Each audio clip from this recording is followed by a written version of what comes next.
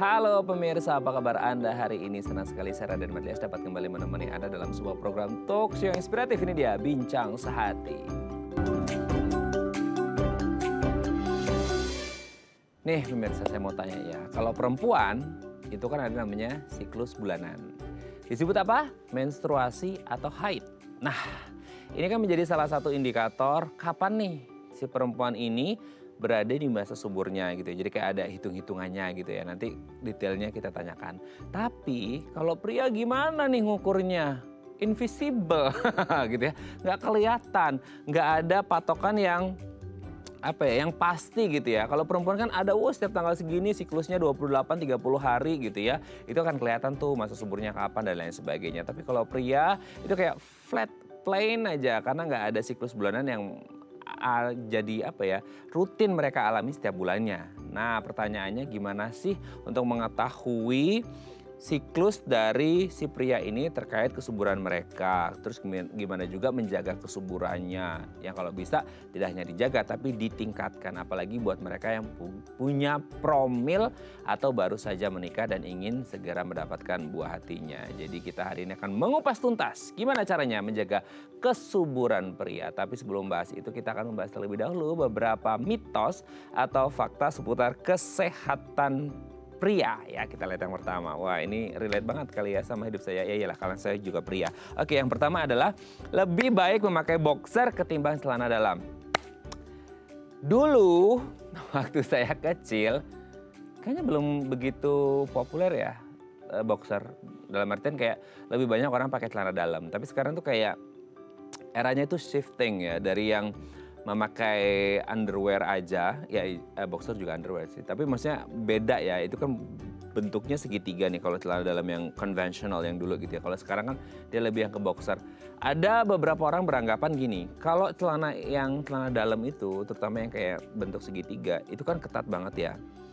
Mungkin ada beberapa alasan mereka nggak mau pakai itu lagi. Karena satu mungkin, apalagi kita tinggal di Indonesia, di mana 365 hari kita disinari oleh sinar matahari. Jadi pikirannya kayak, aduh nanti takutnya pengap gitu ya. Sehingga berpengaruh pada kualitas kuantitas spermanya itu sendiri. Sehingga akhirnya orang kayak, aduh ini bahaya nih gitu ya. Bisa berakibat pada kesuburannya. Makanya orang sekarang sudah mulai beralih ke boxer. Kenapa? Karena dia lebih loose ya, lebih longgar sehingga sehingga tidak terlalu terkungkung gitu ya si sistem reproduksi si prianya ini sendiri, alat vitalnya gitu ya, sehingga katanya ini bisa berpengaruh pada tingkat kesuburan pria. Well, ada nggak sih korelasi antara kenapa kita harus pakai boxer, kenapa kita nggak boleh pakai celana dalam? Nanti kita sama-sama bahas ya, ini ada jawaban atau enggak ya. Kita lanjut yang kedua. Pria bisa memiliki satu testis. Gini, kan kita sebagai pria kita tahu ya, testis itu in general pasti setiap pria punya 2 testis ya. Ada 2 yang memang selalu ada di situ gitu. Tapi Anda pernah nggak sih menemukan kasus di mana orang ini, pria ini cuma punya 1 testis?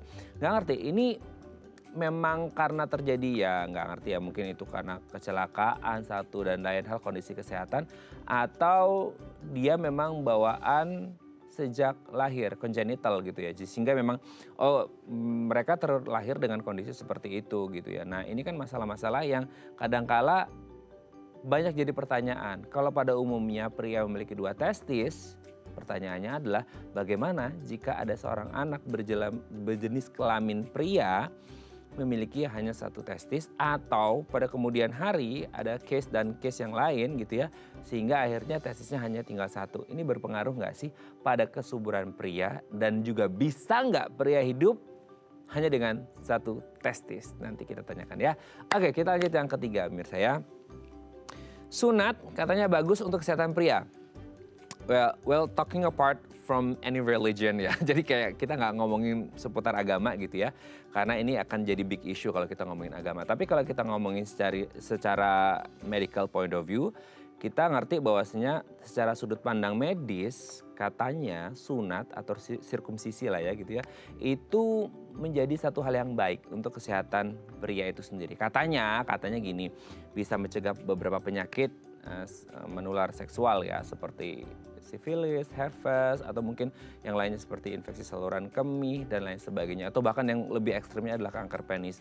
Kenapa? Karena mungkin kita kepikirannya kayak, Untuk mereka yang uncut gitu ya, yang tidak menjalani sirkumsisi, katanya kalau mereka pipis dan lain sebagainya, dikhawatirkan, ditakutkan katanya, ini baru katanya, nanti kita konfirmasi ke dokter ya.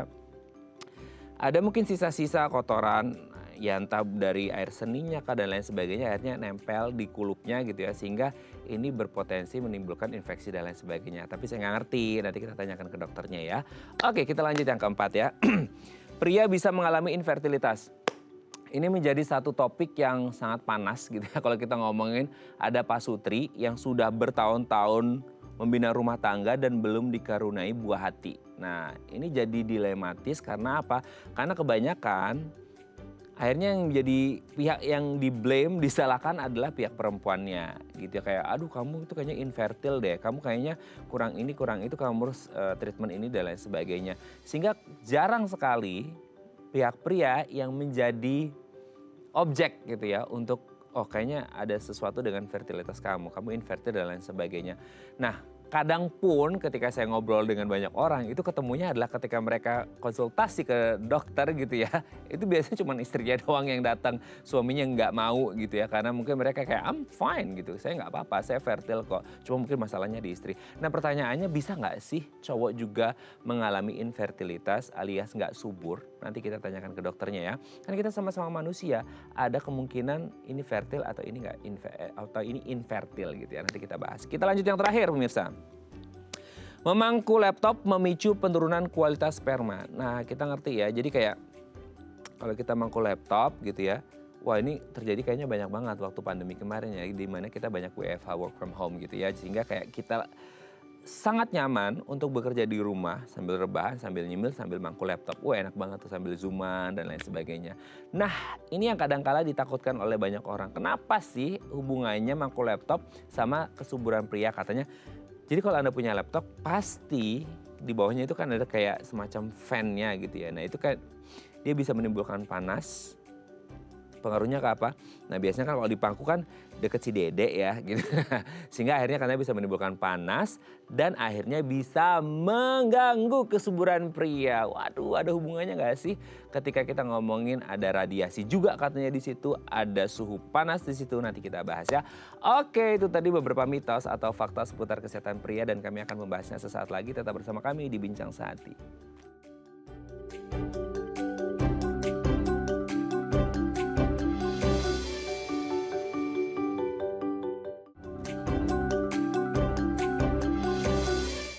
Baik, Anda masih bersama kami di Bincang Sehati. Tadi di segmen sebelumnya kita sudah membahas ada beberapa mitos atau fakta seputar kesehatan pria. Nah untuk membahasnya dan mengonfirmasinya ini beneran fakta atau mitos belaka, telah hadir bersama kami di studio Bincang Sehati ada Dr. William, dokter spesialis andrologi dari Suci Hospital. Selamat pagi Dr. William, apa kabar? Baik, luar biasa. Luar biasa, seluar biasa. Besok tanggal 14 Juni katanya Suci Hospital mau ulang tahun yang pertama. Betul. Nih dong. Wah, congratulations untuk first anniversary-nya. Semoga semakin sukses melayani kesehatan masyarakat Indonesia. Amin, terima kasih ya dok sudah menjadi bagian dari kesehatan para penduduk Indonesia. Oke dok, sebelum bahas tentang tema kita hari ini, tentang kesuburan pria, kesuburan kita. Kita bahas dulu mitos fakta seputar kesehatan pria dok. Yang pertama adalah, nah ini kadang-kala kita bingung nih sebagai cowok harus pakai celana dalam atau pakai boxer sih. Kalau dulu saya adalah pasti koleksinya lebih banyak celana dalam. Tapi kayaknya semakin kesini itu agak shifting ya dok ya. Betul. Banyak orang yang bilang kayaknya harusnya pakai boxer tahu, atau at least yang bahannya itu agak tipis, yang tidak terlalu panas sehingga terlalu bahasanya kayak diungkap dan lain sebagainya. Nah betul nggak sih kalau kita betternya pakai boxer dibandingkan celana dalam yang ketat dan tebel itu gitu? Oke, jadi ini salah satu pertanyaan yang lumayan sering ditanyakan kalau pasien berkonsultasi dengan dokter andrologi. Nah, jadi untuk pertanyaan ini jawabannya bisa fakta, bisa mitos. Oh gitu.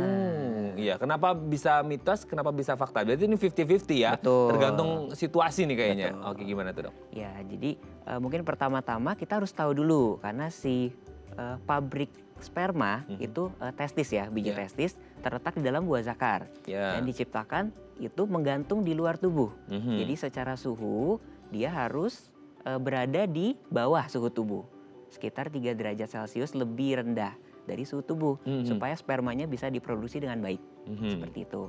Nah, kalau memakai boxer memang agak lebih loose gitu ya. Jadi lebih punya ruang untuk si pabrik testis ini tidak terungkap gitu, tidak terkungkung. Ada bisa bernapas. Betul. Jadi produksinya akan jauh lebih optimal dibanding celana dalam segitiga yang ketat seperti itu.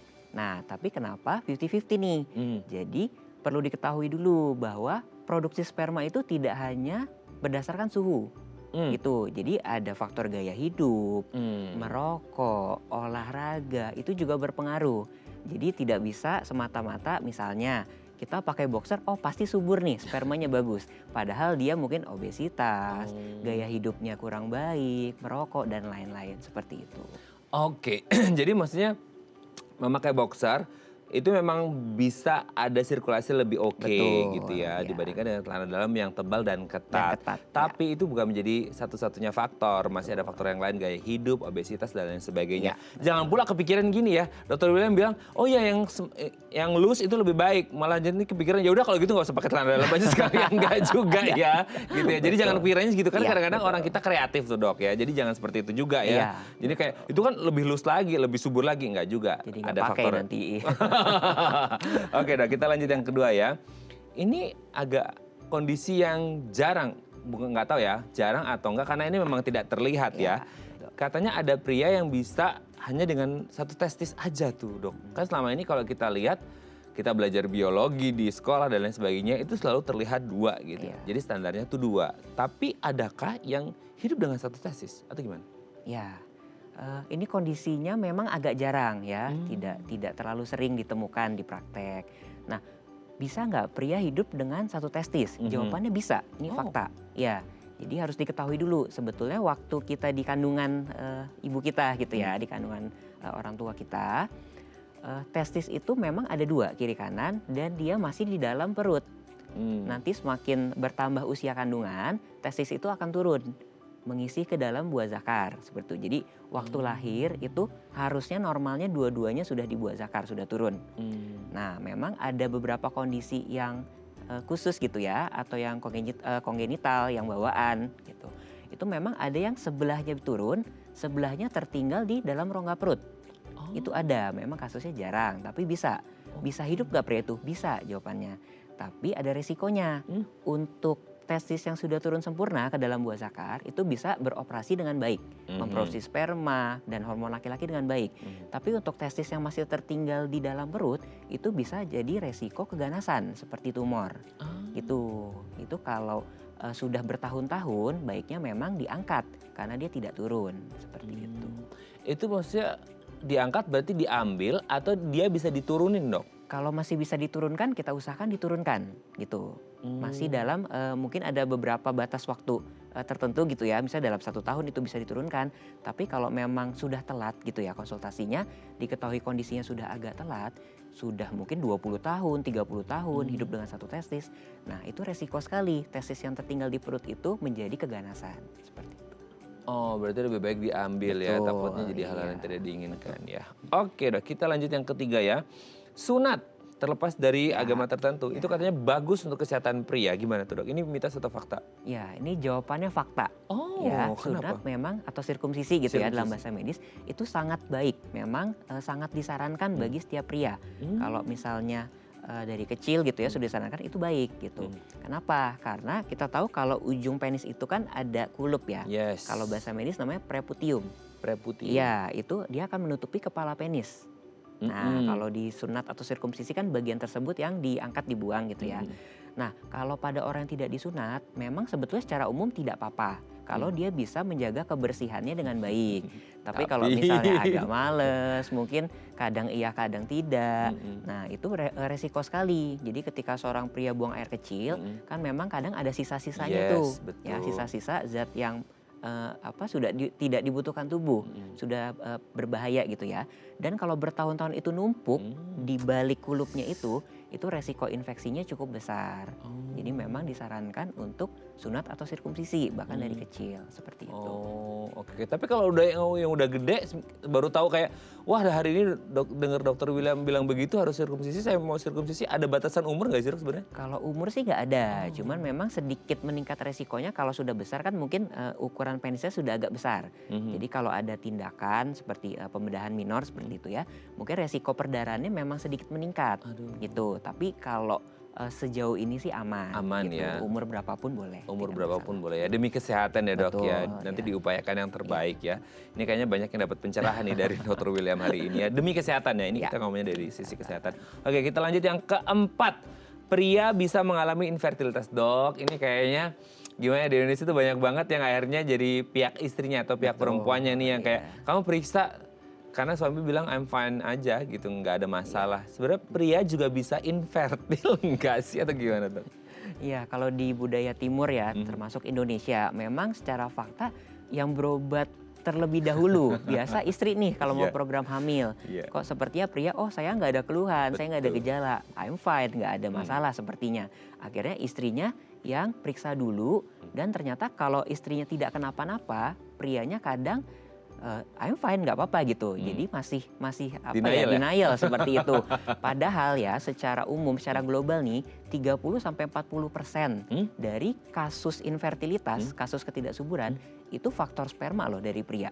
Jadi cukup banyak. Hampir setengah. Betul. Iya. Jadi baiknya memang harus diperiksakan karena pria pun bisa mengalami infertilitas. Jadi itu fakta. Sadarlah para pria di luar sana bahwa kita juga masuk 30-40% itu ya. Aduh ya, jadi ini kerjasama ya, namanya suami istri, pasangan itu ya kerjasama. Jadi jangan hanya ngeblame satu pihak aja, ini bersama. Karena nanti anaknya jadi anak bersama kan, bukan anaknya istri ya. Oke, kita lanjut yang kelima ya.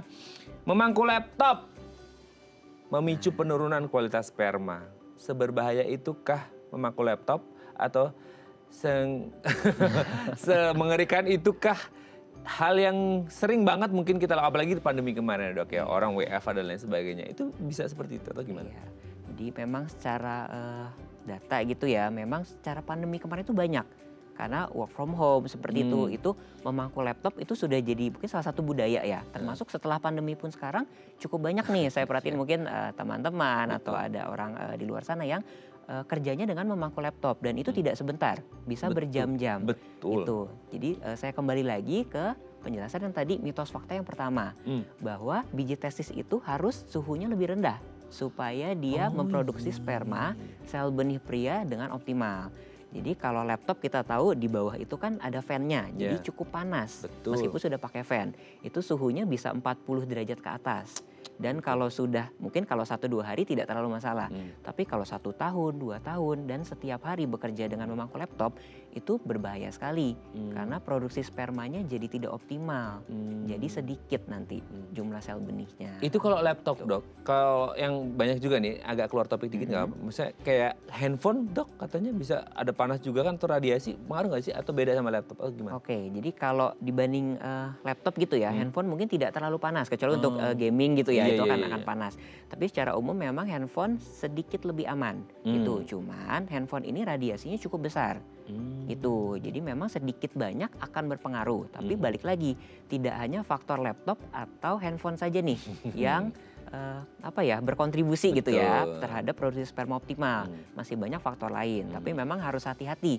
Harus jadi satu catatan, memakai laptop atau handphone terlalu lama di kantong itu juga tidak baik. Nah itu ya, lebih baik Anda beli meja laptop dibandingkan Anda harus berobat, mengobati, meningkatkan kesuburan Anda. Nah kalau ingin tahu gimana caranya meningkatkan kesuburan, nanti kita bahas di segmen selanjutnya. Kita akan bahas itu di segmen selanjutnya dok ya. Oke pemirsa, kalau Anda punya pertanyaan seputar tema kita hari ini, boleh tanya-tanya di 0212903244 atau DM Instagram kami di @bincangsatir.tv. Kami akan segera kembali.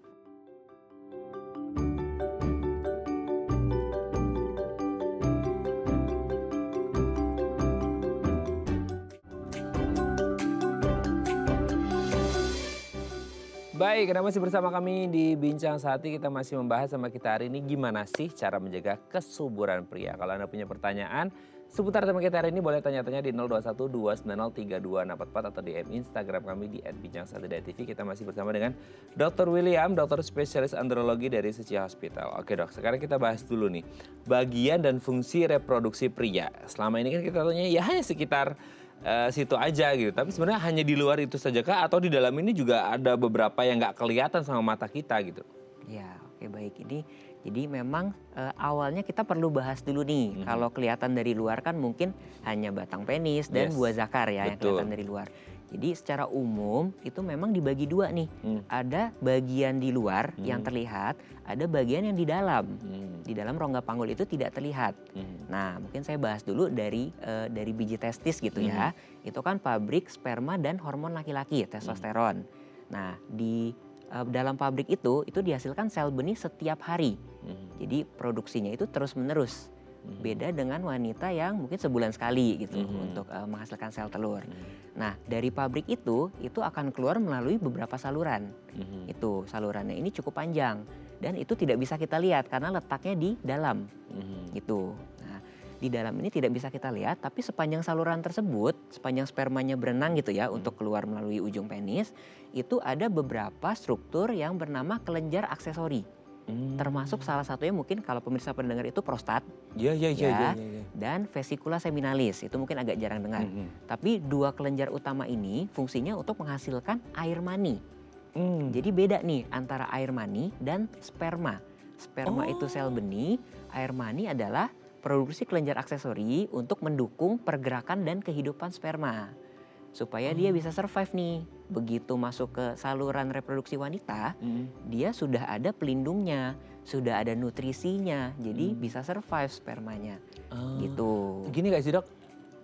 Ini kalau koreksi kalau salah ya dok. Ya. Biasanya kan kalau sperma itu apa air mani lah itu kayak ada yang bentuknya warnanya putih, ada yang bening, itu bedanya apa? Itu yang sperma yang air mani atau bukan itu atau gimana? Ya, jadi mungkin untuk klarifikasi gitu ya supaya lebih paham. Jadi air mani itu yang terlihat langsung. Jadi kalau misalnya sekali kita ejakulasi ya para pria itu kan kurang lebih 2 mili 3 mili seperti itu volumenya. Nah, yang putih-putih keruh itu atau yang berwarna putih mutiara itu yang disebut air mani. Jadi itu produk nutrisi atau kandungan-kandungan zat penting untuk mendukung kehidupan sperma di reproduksi wanita. Dan itu yang menghasilkan salah satunya tadi prostat dan vesicula seminalis. Itu kelenjar yang ada di sepanjang saluran keluar sperma. Dan itu salurannya tidak bisa kita lihat, itu struktur di dalam. Baru nanti dikeluarkan melalui ujung penis. Gitu. Jadi yang keluar itu adalah air mani plus sel sperma, sel benihnya. Seperti itu. Jadi kalau dibilang mengeluarkan sperma itu setengah betul. Karena memang ada kandungan spermanya, tapi yang utamanya itu justru air maninya yang warna putih keruh itu. Kalau sperma tidak bisa kelihatan dengan mata. Karena dia ada di dalam-dalam itu ya. Betul, harus pakai alat bantu mikroskop di laboratorium. Gitu. Jadi beda ya antara air mani dan sperma gitu. Karena mungkin orang selama ini kayak air mani dan sperma itu kayak hal yang sama, ternyata beda ya. Mungkin orang pikir air mani itu bahasa umum, sperma itu kayak bahasa kedokteran. Enggak ya, itu beda memang. Beda ya. Oke, tapi kalau kita ngomongin cara kerjanya itu sendiri gitu ya. Ini kelihatan gak sih ketika si sistem reproduksi pria ini bekerja dengan baik sehingga akhirnya kelihatan bahwa orang ini subur gitu. Si pria ini subur, itu kelihatan gak sih ciri-cirinya seperti apa? Entah dari looknya secara fisik kah atau nggak bisa dilihat secara fisik juga bahwa pria ini subur atau enggak, atau mungkin ada case yang lain yang bisa menjadi indikator bahwa pria ini subur gitu dok? Oke, kalau secara bentukan luar gitu ya, secara tubuh, secara klinis gitu ya kita bilangnya penampilan secara luar itu memang pria sedikit berbeda dengan wanita. Pria ini agak sulit gitu, susah-susah gampang. Kita melihat dari looknya, mungkin dia tinggi kekar, dia rajin gym, tapi belum tentu sel benihnya itu cukup baik gitu. Maka itu harus diperiksakan di laboratorium untuk analisis sperma. Beda dengan mungkin wanita gitu ya, kalau dia mensnya teratur, dia untuk looknya juga oke gitu ya, untuk rajin olahraga segala macam, mungkin bisa kita prediksi nih. Oh ini berarti mensnya teratur, artinya kan subur gitu. Setiap 1 bulan sekali dia menghasilkan sel benih telur. Nah berbeda dengan pria nih gitu. Sperma memang dihasilkan setiap hari. Tapi kalau dari secara look luar itu sulit. gitu. Jadi memang disarankan untuk pemeriksaan lebih lanjut berupa analisis sperma di laboratorium. Ngomong-ngomong analisis sperma, sebenarnya apa indikator sperma itu baik? Kan mungkin selama ini kita dengar itu high protein ya gitu ya gitu ya. Iya, Berarti ya betul. ketika orang ini banyak mengonsumsi protein, spermanya bagus atau gimana? Maksudnya kayak apa yang akhirnya menjadi indikasi bahwa ini spermanya bagus gitu?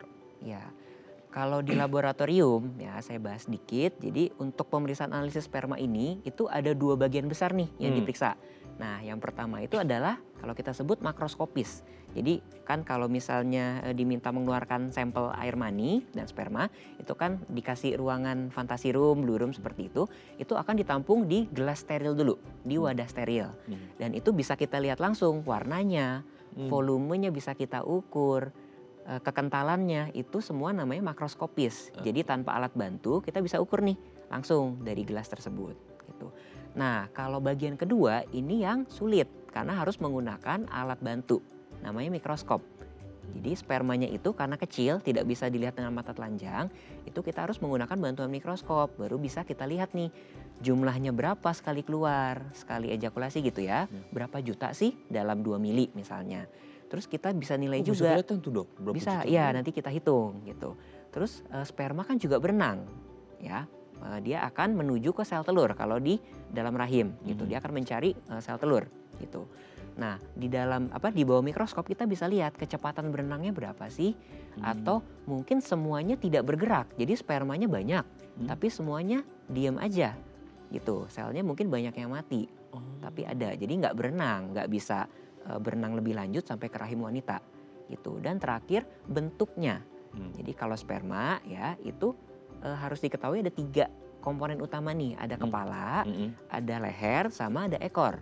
Nah, bentuknya itu yang dibilang normal, 3-tiganya harus lengkap.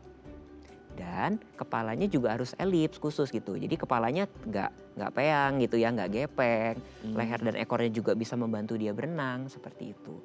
Baru bisa kita nilai nih secara umum, kita simpulkan.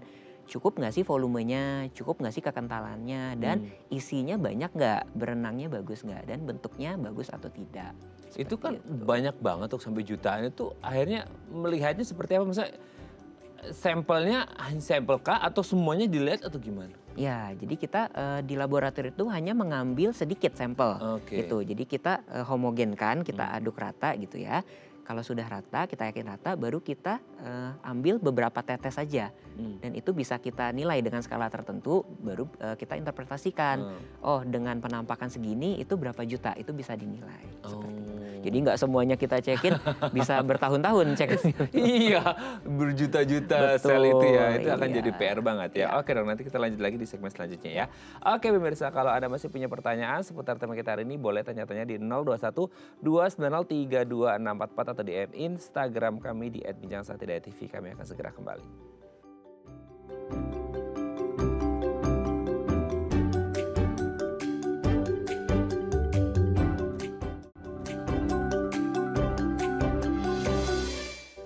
Baik, karena masih bersama kami di Bincang Saati, kita masih membahas tema kita hari ini seputar kesuburan pria. Kalau Anda punya pertanyaan seputar tema kita hari ini, boleh tanya-tanya di 021 290 3264 atau DM Instagram kami di @bincangsaati.tv. Kita masih bersama dengan Dr. William, dokter spesialis andrologi dari Suci Hospital. Oke dok, sebelum kita lanjut, ini ada penelpon. Wah ya, kita akan ngobrol-ngobrol nih sama penelpon kita. Oh, tapi sepertinya terputus, nanti kita coba. Oke, sebenarnya sudah tersambung lagi ya. Kita langsung sapa. Halo, selamat pagi. Dengan siapa di mana?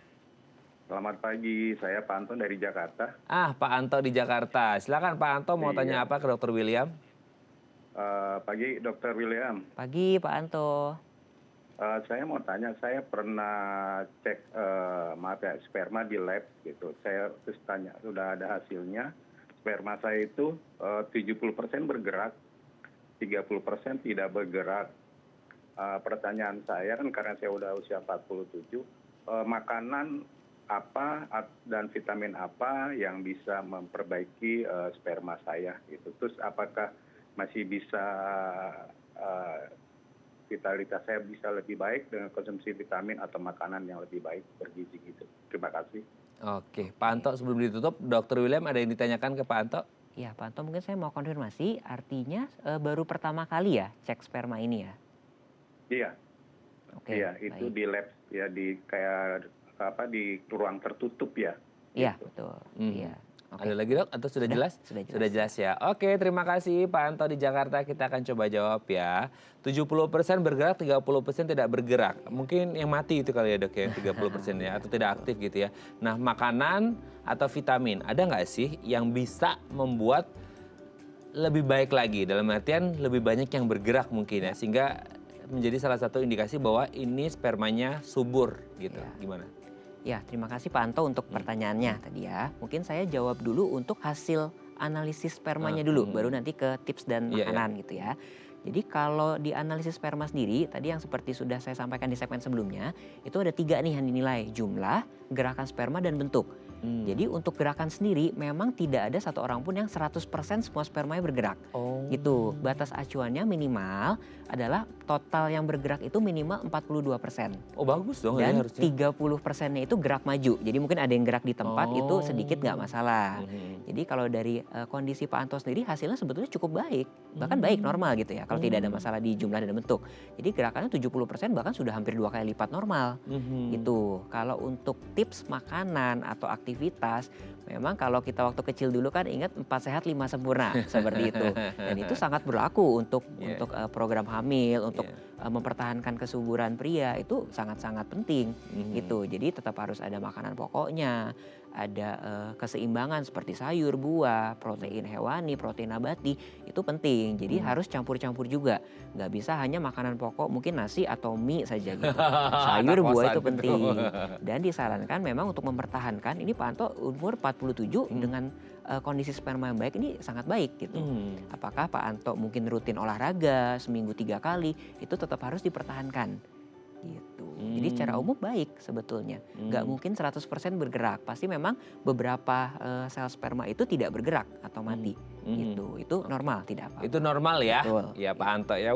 Bagus dong. Hampir 2 kali lipat ya 70%. Mungkin Pak Anto kepikirannya kalau bisa 100% jadi kayak full sehat. Iya. Normalnya itu memang pasti ada yang bergerak dan tidak bergerak. Betul, Gitu ya. iya. Oke, karena memang pada umumnya pada pria seperti itu. Iya. Wah, selamat Pak Anto. Tapi bukan berarti setelah ini kata Dr. William sehat, berarti udahlah, nggak bisa juga. Harus tetap Iya, pola hidup yang sehat ya Pak Anto. Ya, terima kasih sudah menghubungi kami. Oke, kita lanjut.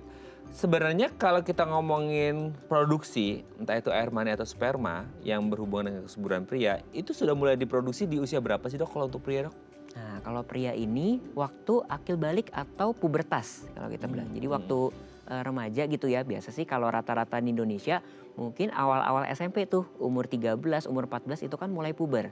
Ya, mungkin suaranya mulai berat, tumbuh rambut-rambut kumis, jenggot, mulai mimpi basah. Nah, itu periode awal di mana sel benih atau sistem reproduksi pria itu aktif menghasilkan sel benih. Jadi begitu pertama mimpi basah sebetulnya itu bisa jadi sudah mengandung sel spermanya. Gitu, biasa di awal SMP rata-rata. Cuman belakangan mungkin berapa tahun terakhir agak shifting ya. Mungkin remaja mungkin umur 11-12 pun sudah lebih cepat puber nih zaman sekarang. Dan itu akan diproduksi seumur hidup. Beda dengan wanita. Wanita kan ada masa menopause namanya. Sekitar umur mungkin 50 tahun. Tapi kalau pria sampai umur 60-70 pun masih diproduksi. Meskipun tidak sebanyak waktu muda mungkin secara jumlah. Tapi masih diproduksi, masih bisa menghamili, bisa. Sampai umur ya tidak terbatas. Sampai umur tua pun masih diproduksi. Oke, dok, yang jadi pertanyaan kan barusan dokter bilang itu akan diproduksi terus umur hidup gitu ya. Nah, jadi kita tuh kadang kepikiran, apalagi untuk yang sekarang yang shifting tadi ya, udah lebih awal nih mereka muncul produksi sperma, air mani dan lain sebagainya. Nah, pertanyaannya gini, ketika orang ya nggak tahu ya, namanya jodoh kan kita nggak ngerti ya dok ya, nggak tahu ketemunya di usia berapa gitu ya. Kalau hubungannya juga dengan mimpi basah tadi keluar sebagai tanda akil baliknya gitu ya. Nah kita, ini pria ada belum nikah nih gitu ya, udah lama hanya mengandalkan mimpi basah yang nggak tahu kapan munculnya gitu ya.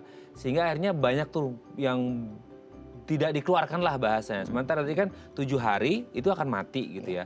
Nah kalau akhirnya tidak dikeluarkan, ini biasanya pernah nih saya baca juga, itu hubungannya dengan prostat gitu. Itu bisa nggak sih dok? Bisa ada hubungannya atau beda atau gimana? Nah ini juga mungkin beberapa tahun terakhir viral nih gitu ya untuk pembahasan prostat dan frekuensi ejakulasi gitu ya. Ini memang kalau dari penelitian-penelitian nih mungkin 5-10 tahun terakhir gitu ya, dari referensi yang kita tahu nih, kita bisa baca di jurnal-jurnal gitu ya. Memang sih ada yang menyatakan hasil penelitiannya bahwa frekuensi ejakulasi ya, entah berapa kali seminggu atau berapa kali per bulan itu ada hubungannya memang dengan prostat, terutama kanker prostat gitu ya, keganasan prostat gitu. Tapi memang tubuh kita kan pinter nih, tubuh kita diciptakan canggih nih, luar biasa gitu. Jadi kalaupun sudah beberapa minggu tidak dikeluarkan, sebetulnya dia akan keluar secara otomatis kok melalui mimpi basah. Misalnya 3-4 minggu nih kita tidak ejakulasi gitu. Itu secara otomatis biasanya tubuh akan mengeluarkan dalam bentuk mimpi basah. Karena dia akan mengeluarkan zat-zat sisa dan sel-sel yang memang sudah rusak. Jadi produksi barunya bisa tetap optimal gitu. Tapi kalau ditanya frekuensinya berapa kali sih supaya mencegah kanker prostat gitu. Kanker prostat itu banyak faktornya seperti tadi saya bilang. Jadi tidak melulu hanya dari frekuensi ejakulasi gitu. Nggak mungkin kayak misalnya seminggu 2 kali mencegah kanker prostat. Kita tidak bisa menyimpulkan seperti itu. Karena faktor gaya hidup, makanan, dan obat-obatan lainnya itu banyak. Gitu. Oke, jadi banyak faktor ya dok. Nah sekarang kita fokus ke kapan ya bisa ngeceknya gitu ya, bahwa kita lagi subur-suburnya nih. Nah, ini kan jadi PR buat mereka yang lagi promil ya, buat yang masih muda-muda baru nikah gitu. Kalau perempuan enak dok, ada hitungan siklus bulanan. Kalau cowok gimana? Kalau cowok ini seperti tadi saya bilang nih sedikit berbeda dengan wanita. Cowok kan karena sperma itu diproduksi setiap hari. Meskipun dia pematangan sperma ya, untuk pemirsa tahu itu minimal 2 bulan. Jadi yang kita keluarkan sekarang sebetulnya produksi 2-3 bulan yang lalu. Karena sel benih itu dari awal banget kan bentuknya bulat. Gitu si sperma ini ya, bentuk awalnya itu bundar. Sampai dia punya ekor, dia bisa berenang aktif itu kurang lebih 2-3 bulan. Oh, gitu. Tapi sorry dok, aku potong. Yang 48 jam tadi yang disebutkan? Nah, ini adalah syarat untuk pemeriksaan optimal analisis sperma. Jadi disarankan minimal 48 jam tidak ejakulasi. Entah itu masturbasi atau hubungan dengan pasangan gitu ya. Karena kalau di bawah 48 jam, biasa spermanya masih sedikit. Jadi kurang akurat. Dan maksimal 7 hari. Jadi disarankan sih sekitar 2-7 hari itu waktu yang tepat untuk memeriksakan analisis sperma di lab. Gitu. Jadi kalau misal ini ada suami istri mau HB gitu ya, hubungan badan, dia bisa ngitung nggak ini cowoknya bahwa saya baru mungkin ejakulasi berapa hari yang lalu, terus berapa hari ini kayaknya udah masa suburnya, itu bisa ngitung berarti? Nah, jadi kalau dibilang masa subur, sebetulnya masa subur pria itu panjang. Ya beda dengan wanita yang mungkin sebulan sekali ovulasi gitu ya, masang sel telur. Kalau sperma kan setiap hari ada, meskipun produksinya 2-3 bulan lalu, tapi kan selalu tersedia setiap hari. Jadi kalau dibilang subur atau tidak itu sulit kita simpulkan ada waktu-waktu tertentu, karena setiap hari sebetulnya subur pria itu selama sel benihnya cukup baik gitu. Jadi bisa dibilang subur. Gitu. Nah ini juga ini kita ngomongin banyak fakta yang di lapangan juga dok. Maksudnya untuk yang pasutri baru nih biasanya mereka intensitasnya lumayan banyak nih sehari. Iya, betul. Gitu ya. Lagi seru-serunya kan. Nah itu seru-serunya. Berkualitas nggak sih? Kalau kita ngomongin sehari bisa beberapa kali, itu bisa berkualitas nggak spermanya atau gimana? Ya, jadi kalau dalam ranah atau konteks program hamil, ya ini mungkin yang muda-muda ya, umur 20-30, memang dorongan seksual itu pasti lagi tinggi-tingginya karena hormon laki-laki di situ juga cukup tinggi. Peaknya mungkin di umur 20-30. Jadi wajar memang kalau 2-3 hari sekali itu hubungan, itu wajar dan bahkan disarankan dengan dokter kandungan biasanya. Jadi waktu perempuannya hitung masa subur, mungkin setiap 2 hari sekali hubungan seksual. Gitu. Jadi kans atau peluang untuk terjadinya pembuahan dan sampai kehamilan itu cukup besar. Nah, catatan dari saya kalau nanti di pemeriksaan laboratorium sel spermanya sangat banyak ya, terutama lebih dari 200 atau 300 juta sekali keluar, itu sebetulnya agak hati-hati kalau hubungannya setiap hari. Itu. Nah, kenapa? Maksudnya bagus dong kan, kok banyak nih spermanya tapi nggak boleh setiap hari. Nah, kalau terlalu banyak kan padat sekali spermanya. Itu. Sementara tidak semua sel sperma itu bagus dan hidup. Seperti tadi penelpon kita gitu ya. Mungkin hanya setengahnya atau mungkin 70% gitu yang hidup dan bisa survive. Nah, sisanya gimana? Sisanya yang mati itu otomatis sistem reproduksi wanita itu akan membuang keluar. Jadi mungkin setelah hubungan seksual ada yang ngalir balik tuh dari vagina istri itu. Nah, itu sebetulnya bukan sperma semuanya keluar, enggak. Itu yang sudah difilter gitu ya, dipilih oleh sistem reproduksi wanita bahwa sperma yang tidak bisa survive, yang gerakannya lambat atau mati, itu akan keluar otomatis. Nah, kalau itu dalam 1 hari udah ditambah lagi dengan sperma yang baru, yang kualitas mungkin bagus gitu, ketemu dengan sel-sel sisa. Sementara sel-sel sisa yang tadi, yang hari sebelumnya, atau mungkin beberapa jam sebelumnya baru hubungan, itu kan akan dihancurkan. Dan itu bisa jadi toksik atau racun gitu ya. Jadi begitu ada sel yang dihancurkan, kita tambahin lagi dengan sel sperma yang baru di hari atau jam berikutnya, itu jadi kurang baik sebetulnya gitu. Dengan catatan kalau memang dia padat sekali, spermanya terlampau banyak. Ratusan juta sel. Iya. Wow, kalau di bawah 200 juta mungkin masih oke. Oke Dok, nanti kita lanjut lagi di segmen terakhir yang menarik banget nih ya, ngomongin suburan pria. Oke pemirsa, kami akan kembali saat lagi, tetap bersama kami di Bincang Sehati.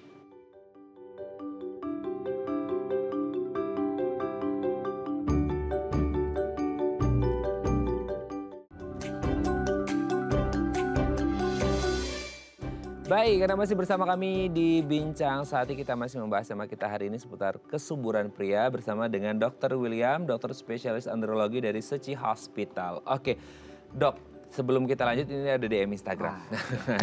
Saya bacakan ini Pak Aril. Pak Aril ya, pagi Dok, saudara saya dinyatakan tidak dapat memiliki keturunan karena impotensi. Apakah pria yang impotensi bisa sembuh sendiri dan memiliki keturunan? Terima kasih. Oke, gimana nih Dok? Impotensi itu berarti dia nggak bisa ereksi ya? Betul. Nah, itu hubungannya juga dengan sperma kah dan ketidaksuburan atau gimana tuh Dok? Iya, ya terima kasih ya Pak Ariel tadi ya. DM ini pertanyaan bagus sekali nih. Nah, ini saya akan bahas nih. Jadi memang ada, jadi tadi dari antara 30 sampai 40% ketidaksuburan pria gitu ya. Tadi sudah saya jelaskan di segmen awal. Itu faktornya banyak. Entah dari spermanya sendiri atau problem seksual. Salah satunya impotensi ini atau mungkin disfungsi ereksi gitu ya, yang lebih kita kenal gitu. Mungkin spermanya sebetulnya bagus, tapi pada waktu hubungan seksual spermanya tidak bisa tersalurkan karena tidak bisa ereksi dengan maksimal, tidak bisa penetrasi ke dalam vagina. Itu juga salah satu faktor yang lumayan sering gitu. Jadi kalau misalnya dengan kondisi seperti itu, nah kita harus cari tahu dulu nih. Kalau saya sih biasa meringkas faktor yang menyebabkan ereksi itu menjadi 4 bagian besar. Nah, yang pertama adalah pembuluh darah. Karena isinya penis itu kan pembuluh darah. Nah, kita mesti tahu nih, kalau pembuluh darahnya kurang bagus, misalnya dia punya hipertensi, darah tinggi, dia punya gula darah tinggi, diabetes, atau kolesterolnya tinggi, tidak terkontrol. Nah, ini kan pembuluh darahnya jadi kurang baik. Artinya dia tidak bisa ereksi dengan lancar, dengan baik. Karena darahnya jadi agak kental tuh. Kayak misalnya air putih gitu ya, kita kasih gula, kita kasih lemak kan agak kental. Jadi darah yang nyampe ke penis juga mungkin tidak lancar, ereksinya nggak maksimal. Nah, kedua adalah faktor saraf. Jadi kalau ada kecelakaan, terbentur, tertendang di daerah kelamin, nah itu juga bisa bikin disfungsi ereksi. Tadi karena ada saraf-saraf di situ yang mengatur penis itu harusnya bisa naik nih, tapi karena sarafnya rusak gitu ya, jadi nggak bisa ereksi dengan maksimal atau bahkan nggak bisa ereksi sama sekali gitu. Nah, faktor ketiga ini adalah faktor hormon laki-laki atau yang kita mungkin lebih dikenal testosteron. Sebetulnya wanita ada tapi nggak banyak, nggak setinggi pria hormon testosteron ini. Kalau hormon testosteronnya ini agak rendah, itu salah satu hormon yang membentuk otot, menumbuhkan rambut, untuk pubertas pria, dan salah satunya untuk gairah seksual dan ereksi. Jadi kalau hormon testosteron ini agak rendah, dan itu bisa dicek darah gitu ya di lab untuk hormon testosteron, itu juga ereksinya jangan-jangan jadi terganggu. Gitu, nggak bisa ereksi atau bisa ereksi tapi nggak keras. Gitu. Dan yang terakhir ini yang sebetulnya cukup banyak adalah faktor psikis, pikiran. Gitu, namanya kita mau ereksi pasti kan akan dimulai dari rangsangan seksual dulu nih, dari otak pikiran gitu kan. Kalau pikirannya stres, mungkin tidurnya kurang, kelelahan gitu, itu akan sangat mempengaruhi performa seksual termasuk ereksi. Nah, jadi kalau balik lagi ke saudara tadi Pak Ariel gitu ya, harus dicari tahu dulu nih di antara 4 faktor itu yang mana sih yang jadi penyebab.